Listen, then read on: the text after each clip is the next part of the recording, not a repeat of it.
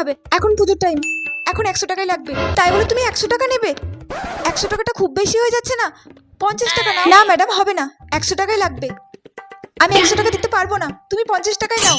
আমার কাছে 100 টাকা নেই, আমার কাছে 50 টাকা আছে। তাহলে তো আপনার আগে জিজ্ঞাসা করে নেওয়া উচিত ছিল আমরা কত চাট নিচ্ছি। আপনি কেন আমাকে আগে বললেন না? সেটা তো আপনার ভুল না। এখন চার্জ বেড়ে গেছে, এখন পুজোর সিজন চলছে, বুঝেছেন? অন্য সময় আপনাকে 40 টাকা কেন 20 টাকাও করে দেবো, কিন্তু এখন পারবো না। এখন পুজোর সিজন, অনেক কাস্টমার দাঁড়িয়ে আছে আপনার জন্য। তাড়াতাড়ি টাকাটা দিয়ে দিন প্লিজ। এই নিন আপনি আপনার 100 টাকা। আর জীবনেও আমি আপনার কোনোদিনও পার্লারে আসবো না। আসবেন না, যেখানে কম পাবেন সেখানে যাবেন। ধন্যবাদ। আর পুজোর সময় বড় লোকেরা পার্লারে গেলে যা করে। এই নেক্সট কে আছো, চলে এসো। Excuse me. ইয়েস ম্যাম, বলুন আপনি কি করাবেন?